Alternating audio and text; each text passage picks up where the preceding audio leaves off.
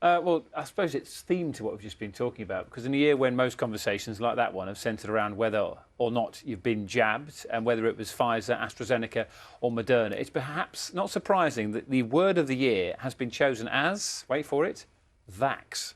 Yeah, the publisher behind the award said the shorthand for vaccine had, do you like this, injected itself into the bloodstream of the English language. Let's take a little look at some of the words or expressions that have made the grade over the last few years. We're all very familiar now with standing in front of a mobile phone, trying to get that perfect shot. We'll cast your minds back to 2013, because it was in that year that selfie came into the lexicon, with research suggesting use of the word had increased by 17,000% that year. That doesn't even seem like that long ago, does No. it?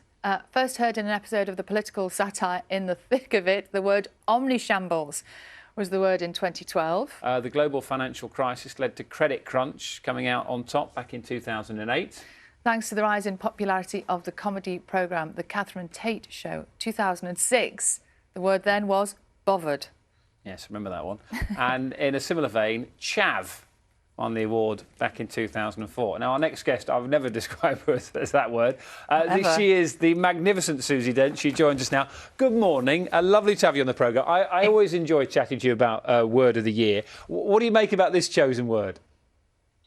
I think it's an excellent choice, I have to say, Dan, because, last year I think we were all talking about vaccines in full. And at the end of 2020, it was vaccine candidates, vaccine trials, vaccine makers, vaccine rollouts, etc. And what we tend to do with language is we tend to create the shorthand because we're talking about something all the time, and we put a slightly friendlier face on it as well.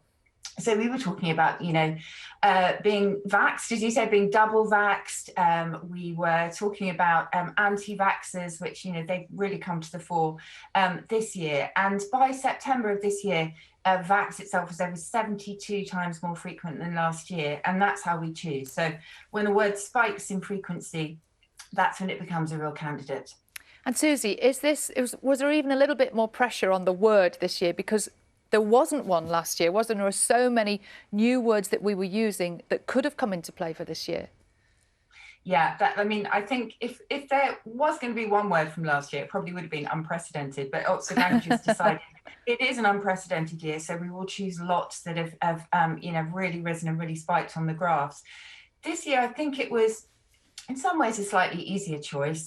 Sad that we have to actually, be talking about this, obviously, but it seemed an easier choice. But what was fascinating for me was the history, Sally, because vaccine itself goes back to the Latin for cow, because Edward Jenner discovered a cure for smallpox by inoculating people with cowpox. He noticed that dairymaids didn't get smallpox, which was far deadlier, quite so often.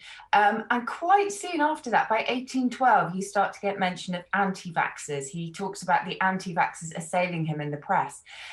So actually, it goes back a very, very long way. But vax itself, with the X, as I say, that shorthand has just spiked tremendously. And you'll find that globally as well. So clearly, this is a global picture that Oxford Languages are taking, and they're looking at the word of the year in lots and lots of different parts of the world. And vax certainly seemed an obvious choice.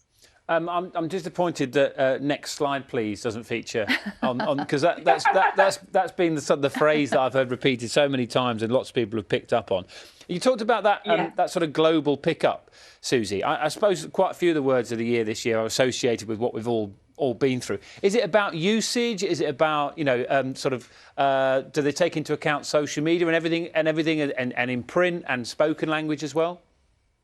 Yes, this is the brilliant thing about being a lexicographer, I have to say, is that you sit in front of these databases that you might think are boring, but they're amazing. They're full of written language, spoken language, you say social media, scholarly journals, tabloid newspapers, you name it. They get fed into these, billion-word databases.